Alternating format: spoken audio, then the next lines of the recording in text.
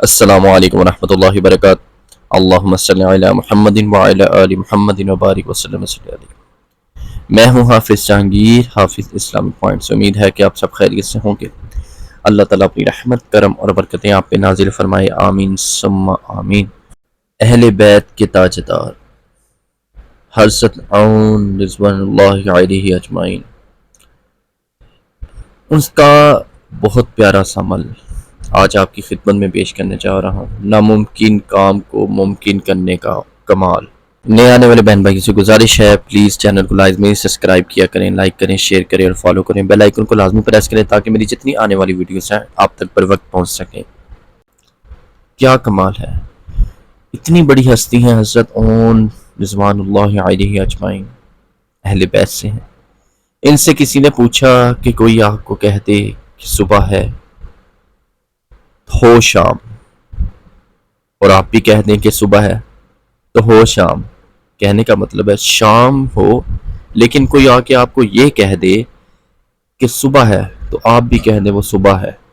کیا ایسا ممکن ہو سکتا ہے کہ شام کو اگر صبح کہہ دیا جائے تو وہ کیا بن سکتی ہے؟ یعنی ایک بندہ آپ کی خدمت میں حاضر ہو کے یہ کہتا ہے کہ صبح ہے لیکن وہ شام ہو، اور آپ بھی کہہ دیں ہاں جی صبح ہے، آپ نے بھی اس کی بات پہ فرما دیا ہاں جی صبح ہے، تو سارا جہان کہتا ہے کہ شام ہے، تو آپ یہ بتا سکتے ہیں وہ صبح ہے تو وہ صبح کیسے ہو سکتی ہے؟ آپ نے فرمایا شام بھی صبح ہو سکتی ہے۔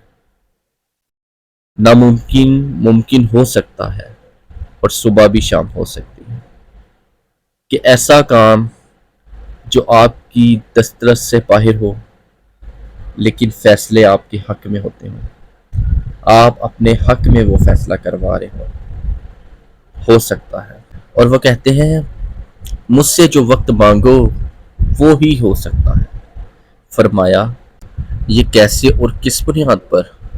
میرے پاس ایک ایسا خزانہ ہے۔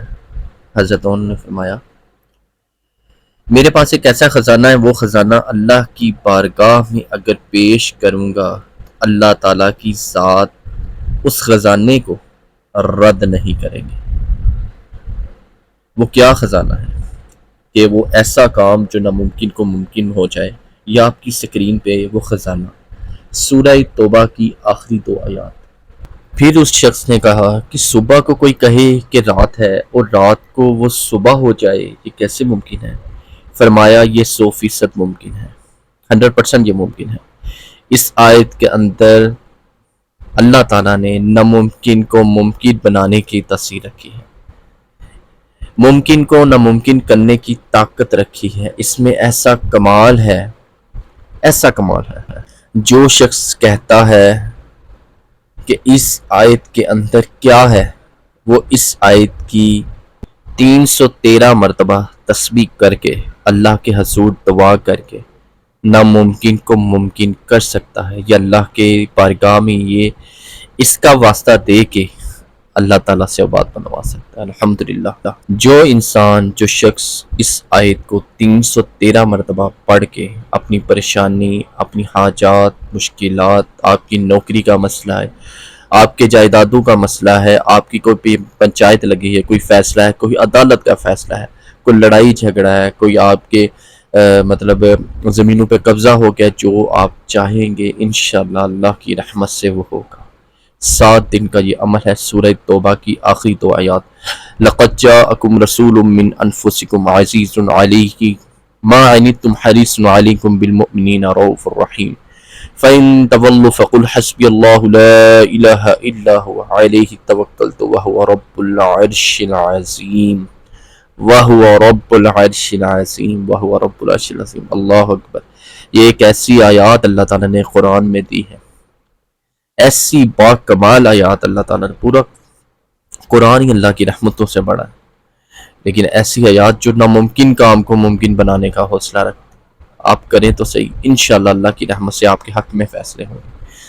اپنی دعاؤں میں، اپنی محبت میں، اپنے پیار میں یاد رکھیے گا۔ اگر کوئی بات سمجھ نہ آئے تو پلیز کمنٹس میں مجھے لازمی پوچھیے گا تاکہ میں آپ کی رہنمائی کر سکوں۔ اللہ تعالیٰ آپ کو اپنی ہمیشہ اپنی رحمتوں کے سائے میں رکھے۔ اپنے کرم کے سائے میں رکھے. پلیز چینل کو لازمی سبسکرائب کر دیجیے تاکہ ہمیں موٹیویشن ملتی ہے. ہم آپ کے لیے اتنے پیارے سے وظائف لے کے آتے ہیں. الحمدللہ ہمیں خوشی ہوتی ہے. اللہ تعالیٰ آپ کی ہر طرح کی پریشانی دور فرمائے. آمین ثم آمین. حافظ جہانگیر، حافظ اسلامک پوائنٹ سے. السلام علیکم ورحمۃ اللہ وبرکاتہ.